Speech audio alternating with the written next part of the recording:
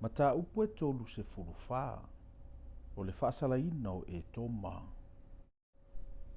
Ina whaalatalata mai ia o taunu ese, ina ia whaalongolongo mai ai, o taunu foi.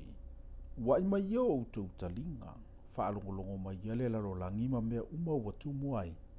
O le atu lau ma mea uma watu tupu mai ai. A wao lo inu ese umale to atama yo Yehova. O lona to asa fo i o lo i alatou au umalava.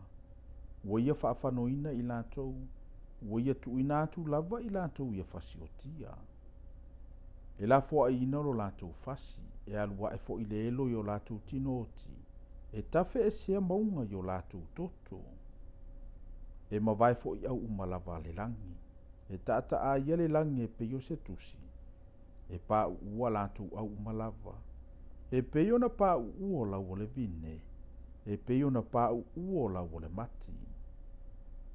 Awa, e o nala upelu i le langi, whauta, e alu ifo ia i lungo e toma, i lunga lava ole nu ua o whaafanoina, ina ia whaasalaina. Ua ma ona le pelu a Yehova i le toto, ua malia i le ngao, o le toto ta mai mamoe ma oti, o le ngao i ai fatu ngao mamoe poa, awa, e ia Yehova le taulanga i po Sara, ma le fasi tele le lau ele o e toma. E pa ufo i rema whaatasi ma i lato, ma povi ta anoa whaatasi ma povi poa, e o nao lato lau ele le toto, e malie fo ilo lato wefu i le ngao. Awa, e ia Yehova le aso e tauia i masui, o le tausanga e tauia tuai i e o fina u masiona. E le upulu sa feta o vaitafe, e liu te io fo io na efu, e avea fo ilo na lau ele ma pulu sa feta o nuu. E le tinei alava ia i le po le au. E pusa e pe alava lo nasu, e tu ufua ia i le tu pulanga ma le tu pulanga. E le uia e whaavavau lava.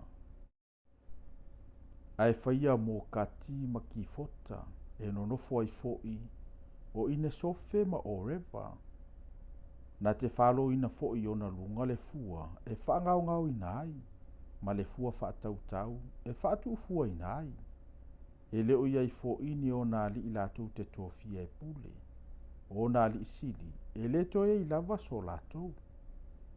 E tutupua e la au tuitui o na maota, o vaongongo foi ma la au tala, e tutupu yo na olo, e avea foi ma meno no fuai luko, ma meno no fuai a ena.